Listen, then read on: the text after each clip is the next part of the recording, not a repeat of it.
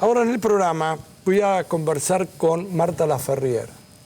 Y yo les pediría, si pueden, que presten atención a cómo una persona puede hacer frente a algo tan singular, tan particular, como ayudar a educar a personas que en principio están privadas de la libertad, de su libertad, y que en el camino no quieren perder la vida, sino aprovechar para educarse y prepararse para el momento en que la sociedad les abra los brazos y los recupere. Marta, primero, gracias por venir. Gracias a vos. Y por el otro lado, me interesa que me cuente una anécdota de la cual he leído, pero ahora me gustaría escuchar qué pasó con una madre que estaba en un momento determinado en la calle Ascuénaga 280, preocupada porque tenía a su hijo preso, y usted sigue la anécdota y no la digo yo, porque si no la cuento yo. Ese fue el inicio del programa. Es decir, ¿Qué programa? A ver. Del programa UBA22. Programa UBA22. Programa UBA22, que es el programa que tiene la Universidad de Buenos Aires en las cárceles concretamente en las cárceles federales, y este programa comienza con una cárcel en particular, que es la cárcel de Devoto. Y después se extiende, pero para no irnos del momento original. Bueno, en ese momento estábamos, el contexto era recuperación de la democracia.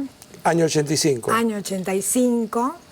Estábamos en plena recuperación de las instituciones, de la democracia. Se estaba armando en la Universidad de Buenos Aires, esto es en el año concretamente 84, el ciclo básico común. Yo participaba del armado de esa experiencia. ¿Usted volvía de Venezuela? Yo volvía de Venezuela. ¿Cuánto tiempo estuvo en Venezuela? 10 años. 10 años. ¿Exilada? Sí. Bien. Vuelve a la Argentina y empieza a formar parte... Vuelvo a la Argentina y comienzo inmediatamente a seguir con mi vida universitaria, que había comenzado en Córdoba, después en Venezuela y acá en la universidad. Y bueno, le digo, estábamos allí en un espacio que era Ascuénaga 280, era tal la cantidad de cosas que había para hacer, y además había muy poco lugar, razón por la cual estaba yo viendo unos currículum en las escalinatas de Ascuénaga, y en eso veo a una señora que se baja del ascensor con una cierta... cuando uno se da cuenta de que no era del medio, entonces, bueno, le pregunto que si necesitaba algo. A lo que me dice que sí, que lo que quería era que su hijo pudiera estudiar. Bueno, me parece una cosa, digo, desde ya, si tiene que inscribirse. No, me dice, pero es que mi hijo está preso. Mi hijo está preso en Devoto. Y ahí en ese mismo instante, bueno, desde ya que le garantizo que su hijo iba a estudiar, pero me pareció que era una excelente oportunidad para llevar la universidad a la cárcel. Es decir, no solamente garantizar el derecho a estudiar, que es un derecho, como usted decía recién, es decir, ellos están privados de su libertad, pero de su libertad ambulatoria. Todo el resto de los otros derechos no tienen por qué estar inhibidos, ¿no? A la salud, a la educación. Entonces, bueno, así fue como me dirijo a hablar con el que era en ese momento director del ciclo básico común, pensando que la experiencia podía comenzar por allí, que era el doctor Luis Skolnik, que me dice, mira, me parece fantástico, decir, no, dale, si te animás, hay que hablar con el rector. En ese momento el rector era Francisco de Lich, que era el decano normalizador, el primer decano que tiene la democracia después de la dictadura. Y bueno, le comento la idea de esto, de poder llevar la universidad a la cárcel. Y ahí empieza, digamos, para hacer el puntapié inicial de lo que terminó siendo el programa.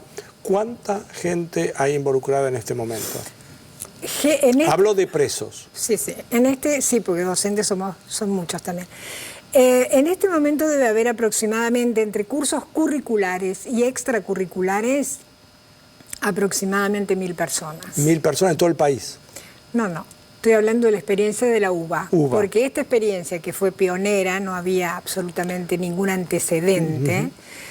Se esparció. Se esparció y hoy, digo, hay muchas universidades que están a lo ancho y largo del país dando de distintas maneras y con distintas modalidades educación en contextos de encierro. Particularmente la UBA tiene 7 unidades académicas, exactas, psicología, derecho, ciencias económicas, sociología, filosofía, psicología, no sé si lo nombré, y por supuesto el CBC, participando en el programa activamente, ¿no? No solamente en Devoto. Hemos tenido experiencias que al cerrarse unidades como la 16 y la 1 se cerraron y entonces nos trasladamos a los complejos. Ajá. Y bueno, tenemos una actividad diaria. ¿Cuántos egresados ha habido con título universitario? El problema que tenemos con respecto a los egresados es que muchos alumnos comenzaron su vida universitaria al interior de los centros, estando... y después recuperaron la libertad y pudieron terminar. Exactamente. Entonces, tenemos un caudal de gente que no la podemos dimensionar, en tanto que estos títulos no tienen marca, por lo tanto el título es el título Como de la universidad. corresponde, por supuesto. Claro. Un título es un título. Un título es un título. Entonces, hay muchísima gente, a mí me ha pasado entregando títulos como secretaria académica de alguna unidad, por ejemplo, en este caso de Ciencias Sociales, y descubrir a alguien que estaba recibiendo el título que se había dejado de ver hacía 4 años y había comenzado con nosotros. Al interior, digo, ¿no? ¿Cómo se hace en los centros para reemplazar laboratorios? O sea, cuando hay una necesidad de salir al campo, ya o bien sea para ir a mirar con un microscopio o salir a recolectar pruebas para alguien que está haciendo antropología, no sé si todo lo que está contemplado, bueno, o sociología. Acá está un tema también que es... nosotros cuando pensamos este programa, que lo pensamos básicamente desde el campo de los derechos humanos, ¿no? Es decir, la idea nuestra es construir ciudadanía, reconstruir subjetividad, eventualmente entregar una herramienta, que es un título universitario, que les sirva para su futura inserción en la vida libre. Pero en lo que respecta a las carreras, nosotros tratamos de que las carreras sean teóricas, por eso las que le nombré, excepto ahora que está trabajo social, y trabajo social implica una cierta... Bueno, pero en exactas, si usted va a estudiar física o va a hacer química, necesita un laboratorio. Es que en exactas, a propósito de eso... Yo sabía que le iban a brillar los ojos. Y es claro, porque ya vio usted también, con exactas pasó lo siguiente. Cuando yo me acerco a la facultad a hablar con el decano, pensando en qué poder hacer con la Facultad de Ciencias Exactas, allí lo que se propone, me pareció excelente y ha dado un resultado extraordinario, es no dar alguna de las carreras que tiene Ciencias Exactas, sino armar un programa ad hoc, que es dar talleres de informática. Entonces son 4 niveles de informática con la seriedad que tiene Ciencias Exactas, para lo cual armó todo un programa, nombró una coordinación, otorgó un presupuesto, y lo que hace Exactas es aproximarse con talleres para ofrecer informática. Entonces, ahí están los profesores que van, están las máquinas, bueno, están los técnicos, y eso se puede hacer al interior del penal. Marta, tengo una pregunta concreta y es, digamos, por supuesto me baso en los datos que me dieron. Me parece muy importante esto que le voy a decir, si es cierto. Las personas que egresaron de las cárceles, pero al mismo tiempo se recibieron, hay, de acuerdo al número que escribí ahí, 80 y pico % de la gente, casi un 90% que no volvieron a ser reincidentes, o sea, no reincidieron.